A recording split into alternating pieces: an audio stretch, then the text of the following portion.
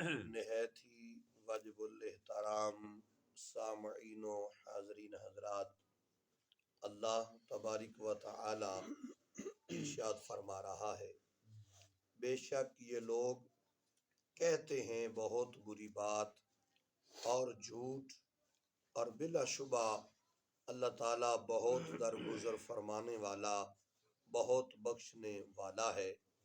جو لوگ زہار کر بیٹھیں اپنی عورتوں سے، پھر وہ پلٹنا چاہیں اس بات سے جو انہوں نے کہی، تو خاوند غلام آزاد کرے اس سے قبل کہ وہ ایک دوسرے کو ہاتھ لگائیں۔ یہ ہے جس کا تمہیں حکم دیا جاتا ہے، اور اللہ تعالیٰ جو تم کر رہے ہو اس سے آگاہ ہے۔ محترم سامعین و حاضرین حضرات، قرآن مجید فرقان حمید کی ان آیات بینات میں ارشاد فرمایا جا رہا ہے، چاہیے تو یہ تھا کہ اسے اس ہرزہ سرائی پر سخت سزا دی جاتی، لیکن اللہ تعالیٰ بہت درگزر فرمانے والا ہے اور اپنے بندوں کے قصوروں کو بخشنے والا ہے۔ اس لیے اس کریم نے عفو و درگزر سے کام لیا، اور جرم جتنا سنگین تھا اس کے مطابق سزا اتنی سخت مقرر نہیں فرمائی۔ آپ پہلے سن چکے ہیں کہ زہار اصطلاح میں اس کو کہا جاتا ہے کہ کوئی شخص اپنی بیوی سے کہے انتی علیہ کا ظہری امی، ایسے شخص پر لازم ہے کہ وہ بیوی سے قربت سے پہلے کفارہ ادا کرے۔ اس ضمن میں زہار کے چند ضروری فقہی احکام سماعت فرمائیں، اور تفصیلات کے لیے مزید کتب فقہ کی طرف رجوع فرمائیے۔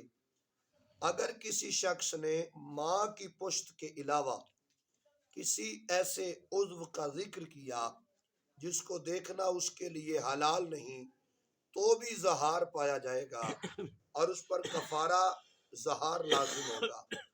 اگر اس نے اپنی بیوی کو کسی ایسی عورت کی پیٹھ یا اس کے اعضاء سے، اس کے جسم کے کسی حصے سے اس کو تشبیہ دی جن کو دیکھنا حرام ہے، ایسی تشبیہ دی جو اس پر ہمیشہ کے لیے ابتداءً حرام ہے، مثلا دادی، نانی، پھپھی، خالہ، بہن، بیٹی، تو یہ بھی زہار ہوگا۔ اسی طرح ایسی عورتوں سے تشبیہ دینا جو ابتداءً تو حرام نہیں لیکن بعد میں کسی وجہ سے ہمیشہ کے لیے حرام ہو گئی ہیں، تو یہ بھی زہار ہوگا، مثلا رضائی ماں، باپ کی دوسری بیوی وغیرہ وغیرہ۔ اور قرآن مجید فرقان حمید نے یہاں پر واضح الفاظ میں ارشاد فرمایا ہے کہ اگر کوئی بندہ اپنی بیوی کو ایسے لفظ کہہ بیٹھے تو اب وہ اس وقت تک اسے ہاتھ نہیں لگا سکتا جب تک وہ اس اپنی بات کا کفارہ نہ ادا کر دے۔ کفارہ کیا ہے وہ قرآن نے بیان فرمایا ہے۔ قرآن کہتا ہے کہ خاوند پر ضروری ہے کہ وہ غلام آزاد کرے۔ غلام کیسے آزاد کرنا ہے اور اس کی کون سی قسم ہو، یہ انشاءاللہ آگے آ رہا ہے۔